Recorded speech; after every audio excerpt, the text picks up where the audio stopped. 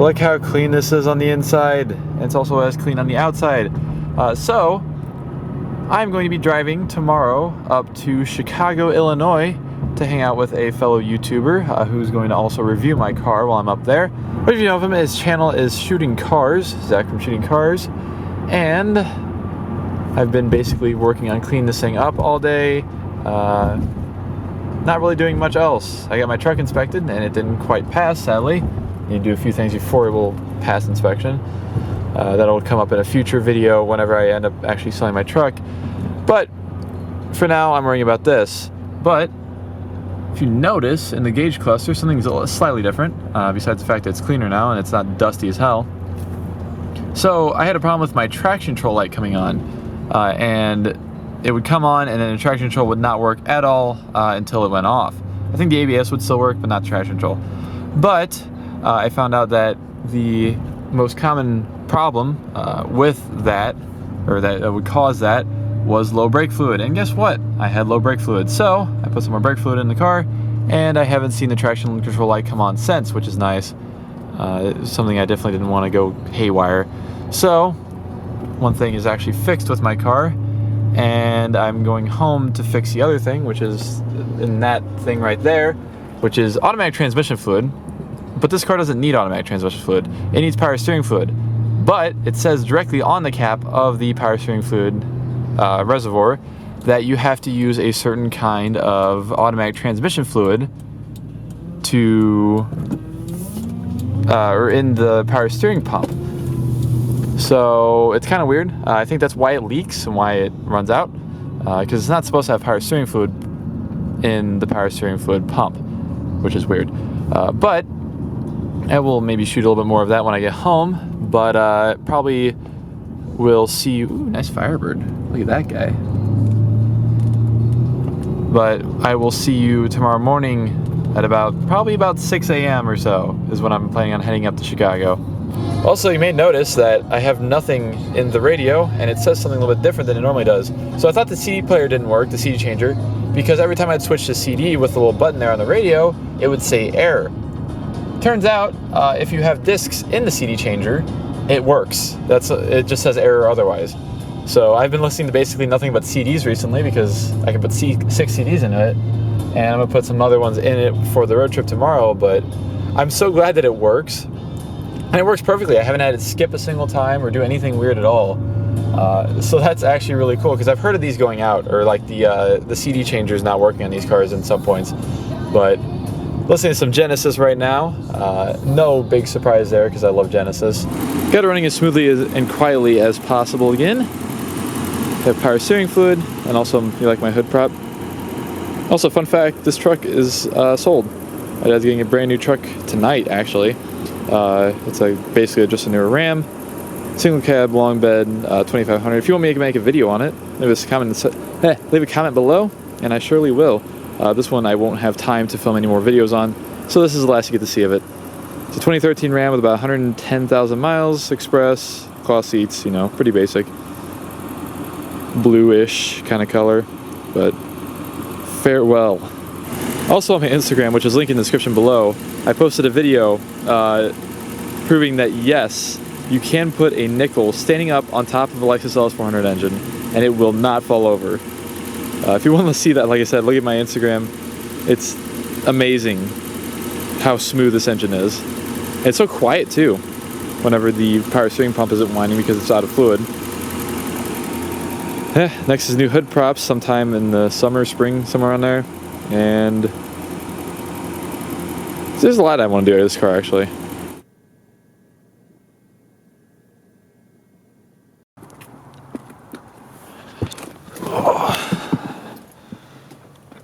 Cold start time.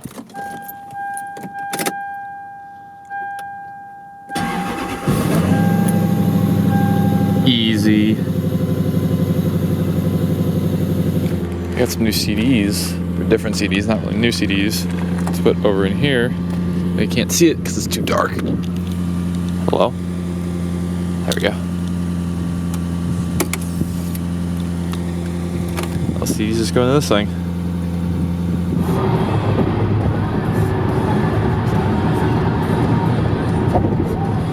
That's an aesthetic right there. Oh yeah. I love bridges. I love driving, especially bridges like this. I want to drive on the Golden Gate Bridge so bad.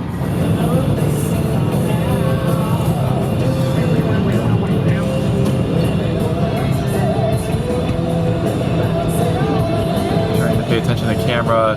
Welcome to Chicago, where there's Walmart. And that's it. It's the ultimate daily swap. Nice pool noodle on the side there for protection. Yeah, I like made it. this out of pool noodles so my mom doesn't door ding me. Nothing against her. It's a good enough reason. Accidents happen. Yeah, it's just like if you're tired, you just fling the door open. Yeah, you want to get home. That's an RX-7 It is an RX-7. with not the original engine. No. It's a 13B. 13B. Okay. Was there a 13A? I guess there probably was. It was an experimental engine. So I used to think that A meant carbureted, B meant fuel injected. That's not Yeah. the case. It's just whatever one worked. So like the old rotary pickup trucks, they came with 13Bs, but they were carbureted. Oh, okay. Yeah. So Huh. this is out of a 1987 FC. That's cool. So my throttle position sensor's dangling because I took the bracket off the paint it this winter. But other than that, yeah. Revs to about 8,500. Not bad. It's fun. Shoot some flames. It's cool. Yeah. I need to get a right-hand drive hood prop because there's a spot right here and a spot right here because the same hood and same fender. Yeah. Yeah, they just removed the prop rod Yeah. to whichever side. So Huh. other than that, interestingly, it has a Mitsubishi alternator. The alternator is made by Mitsubishi from the factory. That's kind of I guess strange. Mazda just bought Mitsubishi alternators. Why not? If it works. Yeah, stock engine, or like internals and stuff. I haven't cracked it open yet. Almost 128,000 miles on it, unopened. Has Wow. 110 psi on each rotor, which is like almost factory. Wow. I don't know how I. That's looked at it. impressive. It was an $800 FC that I bought. Wow. And pulled it out of. So. Huh. Yeah. That's crazy. It's running on a Megasquirt MS3X ECU. So that's this whole harness, which is beautifully wrapped. Adam spent months doing that. But yeah, it's running off a Megasquirt. So this is actually a 1994 Astrovan throttle position sensor. Whatever works. It communicates better with the ECU than the stock one. The stock one, it would say if it was either 0%, 50%, or 100%. Oh. Yeah. So there, you couldn't like Ease into feather it. the throttle, and the ECU would know what was going on. So there would be weird acceleration jumps and stuff. Huh. What else? So yeah, the ECU is in under the carpet, just K&N filter. This is actually the coolant cap off of a FD, because stock, this is where the FC coolant cap is, and then stock, this is where the FB one is, so I had two of them. Two bleeder valves, that is, so it would actually bleed off of here. So I just deleted that with an FD. You want to know how much that cap was? Expensive. $60. Because Wow. everything for FDs is expensive. I'm sure, yeah. If I want coilovers, I have to weld them in. There are no coilover kits that just bolt in. Because it's actually shock and spring in the rear. They're two separate points. So, and I've also heard that some people weld them in, and then they get stress fractures because the chassis just isn't used to Yeah. supporting that much. Uh-huh. What else? That's really it. I mean, 175,000 miles on the body. Wow. It's not bad. Yeah, I mean, it's been resprayed. It was resprayed in 2008. I actually ran into one of the previous owners at a meet. This guy walks up to me. He goes, "Give me my car back." And I was like, "Sorry, what?" And I had been talking to this guy online that used to own this. And he goes like, "Oh, I'm the guy. Like, I used to own this back in 2008. Huh. And I was like, my friend and I spray painted this in his garage in Chicago. Like in like downtown Chicago. So That's cool. Which he had like a professional gun and stuff, but actually it's not bad. This is from we were putting the 13B in, and we went too low, and it swiped the fender. Normally it sits on the black steel wheels. Yeah. But just for storage, because I have like summer tires. Yeah. I didn't want them to sit on the summer tires. Yeah. So. Didn't want to ruin those. Yeah. Interior is pretty much stock. Try not to ding her car. Shift knob is different. I like the radio. I love the stock radio. Yeah. I want to keep the stock radio, but the tape deck broke and the antenna broke, so I have no way of getting music. Oh. I bring a Bluetooth speaker with me.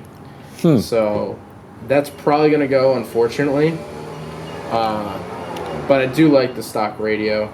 It looks cool. Yeah. It fits the look of the car. Yeah. Glove box has two little... Oh, tomato packet. All right. These are your cup holders. Oh, yeah. My Lexus has one of those. Yeah. That's it. Yep. It's a manual swap, so that's why it doesn't really have the correct shift boot. But it's an 82 trans with an 87 engine, 85 car. It's all sorts together. Yeah. But these are stock seats. These seats are probably going to go, actually. My friend has red cloth ones. The cloth ones just have higher bolsters. Yeah. So, and then I'm probably going to get a racing seat because I do plan on autocrossing this and That'd be cool. actually taking it out on the track. That's the end goal. Mm-hmm. But yeah, power windows. In the center there, it's kind of torn apart. But if you see the two little, that's where the switches go. Yeah. And then that is for the stereo, that back little joystick that's broken. Yeah. That's for the stereo. You can switch the fader around. Oh, okay. It does have power mirrors as well. But I tried to take the mirrors off and the bolts stripped, so that was awesome. Oh, that's no fun. Quartz clock, which actually still works, which means the battery's probably okay. I doubt it'll start. Yeah. We can try. If you want to. I don't mind. I'll give it some puffs. I really doubt it'll start. I haven't started in like 3 or 4 weeks. Yeah.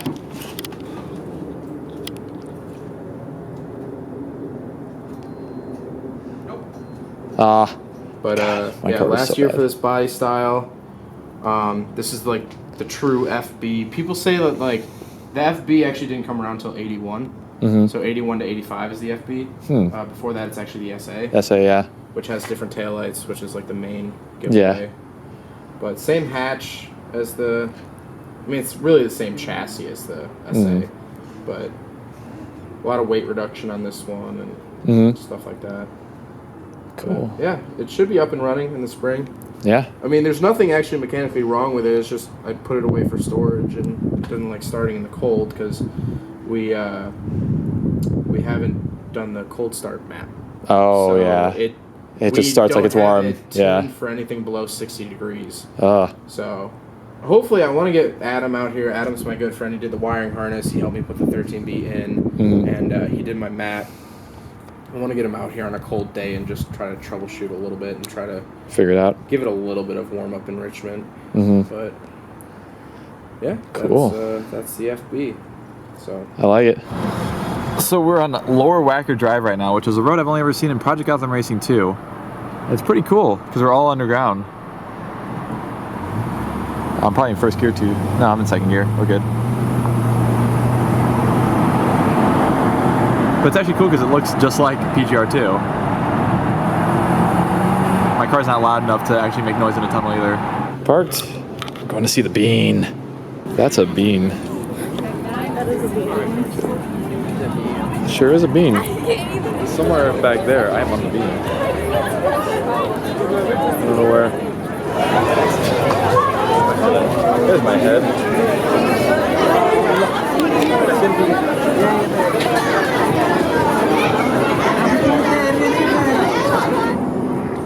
It's pretty well down, but they're still light.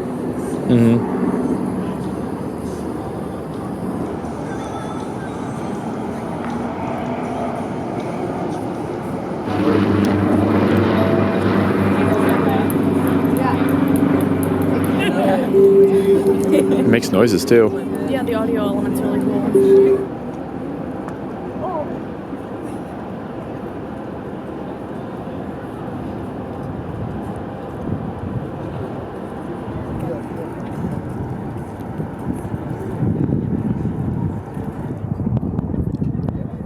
There you go.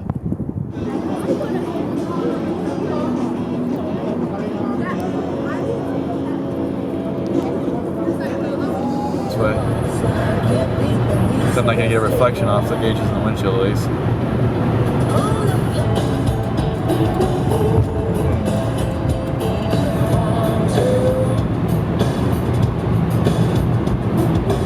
Started out today with a little over 160,000 miles, about 160,100, and now we are currently at 168.13. No problems at all. Lexus did just fine, and I'm glad to finally be home. And so that will conclude this little vlog of going to Chicago. Thank you all so much for watching. If you want to see more stuff like this, more trip stuff, more vlog stuff in the future, be sure to let me know in the comment section below. And this was a lot of fun to make because it was a lot of fun to go up to Chicago for a day. Just go somewhere different, do something interesting. And I'm going to try and get better at vlogging. It's like 4, 5, 6 days later now that I'm actually recording this end bit. So yeah, I need to get a little bit better. But we have lots of time to work on that, and I'm sure I'm going to be doing lots of things that are going to be involving vlogging this year. So look forward to that, and thank you all so much for watching. You can check out Zach's channel in the description below, who reviewed my LS400, and I reviewed his G6, of course, and you can check out that video. It's on my channel. It's the previous video that was uploaded. And other than that, I don't really have anything to say, so thank you all so much for watching this video, and I'm out of here. See ya.